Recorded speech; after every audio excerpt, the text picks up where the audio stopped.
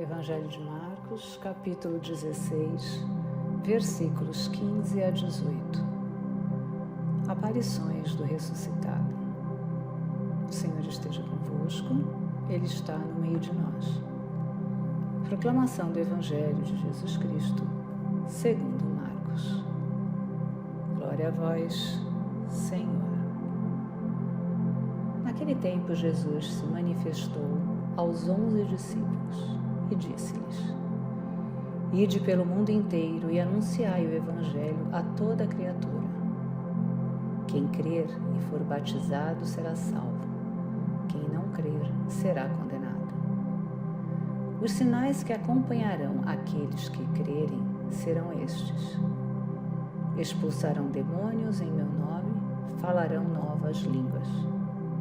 Se pegarem em serpentes ou beberem algum veneno mortal, não lhes fará mal algum. Quando impuserem as mãos sobre os doentes, eles ficarão curados. Palavra da salvação. Glória a vós, Senhor.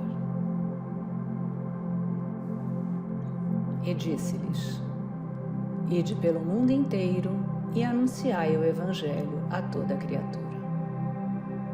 Marcos, capítulo 16, versículo 15. Hoje é um dia de grande festa para nós cristãos. Hoje é dia de São Paulo Apóstolo, que não conheceu Jesus antes da crucificação. Paulo era judeu, nascido em Tarso da Cilícia, aluno de Gamaliel e instruído em todo o rigor da lei. Perseguiu até a morte os que seguiam o Mestre. No caminho para Damasco, um dia a fim de prender todos os que encontrasse e trazê-los para Jerusalém. Pelo meio-dia, vê uma grande luz que vinha do céu, cai por terra e ouve uma voz que dizia: Saulo, Saulo, por que me persegues? E Paulo pergunta: Quem és tu, Senhor? A resposta é: Eu sou Jesus, o Nazareno, a quem tu estás perseguindo.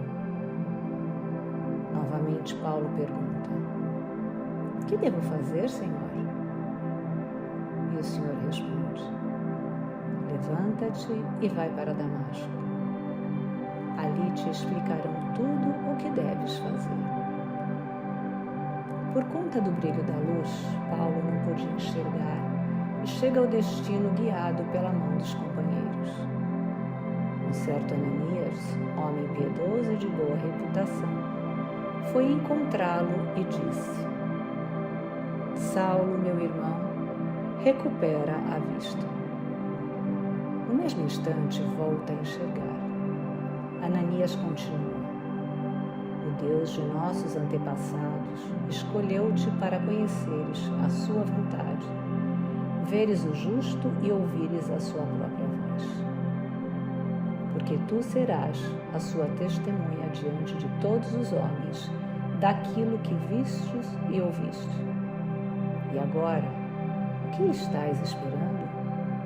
Levanta-te, recebe o batismo e purifica-te dos teus pecados, invocando o nome dele. Saulo foi conduzido a Ananias. O lobo devastador é conduzido às ovelhas. Mas o pastor, que tudo conduz do alto do céu, garante-lhe: Não temas, que maravilha! O lobo cativo é conduzido às ovelhas.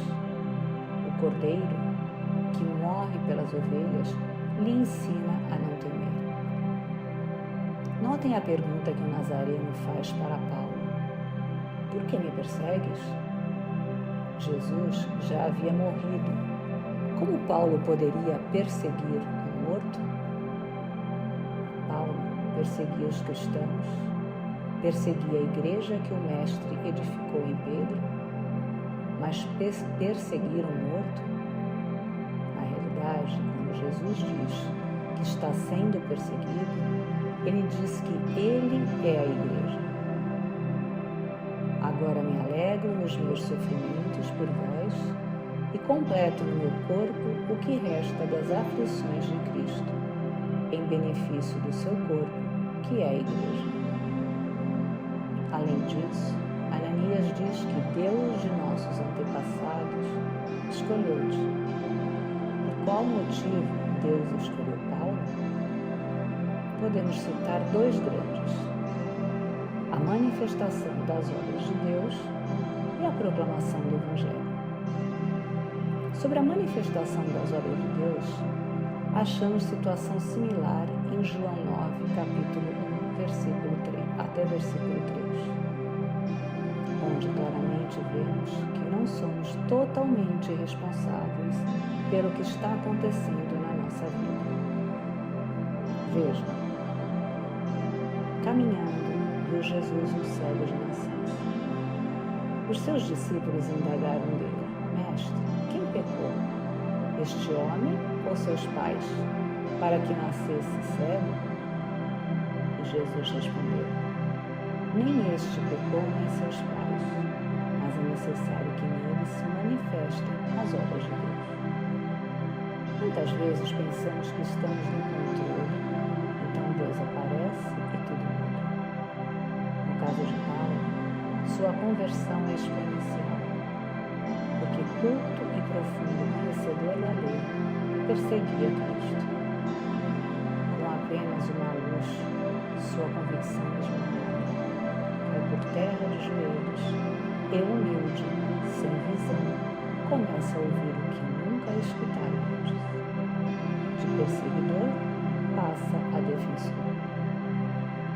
No caso da proclamação do Evangelho, Paulo nasceu em Tarso, e Tarso pertencia a Roma, portanto, era romano e como tal teria livre trânsito pelo Império, podendo proclamar com mais liberdade o Evangelho. De fato, tornou-se o grande apóstolo, instrumento de Deus, que levou a Boa Nova para muito além de Israel e morreu defendendo o Senhor. Nosso Senhor ligou o perdão dos pecados à fé e ao batismo. Ide por todo o mundo e proclamai a Boa Nova a toda a criação. Quem crer e for batizado será salvo.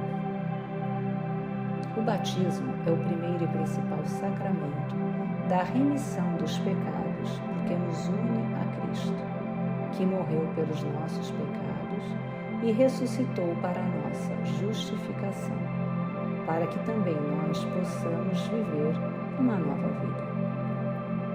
E nós cremos? Acreditamos na Igreja de Cristo, que Ele mesmo fundou 2000 anos atrás, ou na nossa igreja particular, onde fazemos o que queremos e construída conforme nossas conveniências? A conversão de São Paulo aconteceu no encontro com Cristo ressuscitado. Foi este encontro que mudou radicalmente a sua existência. É nisso que consiste a conversão deles e a nossa, e crer em Jesus morto e ressuscitado. Talvez, quem sabe, será necessário ficar cego e cair de joelhos, como misericordiosamente Nazareno fez com Paulo, e então conseguir ouvir Jesus dizer: se nós cremos, seremos salvos. Se assim for, viveremos intimamente ligados a Jesus, na eterna felicidade do reino, do qual somos herdeiros. Paz e bem.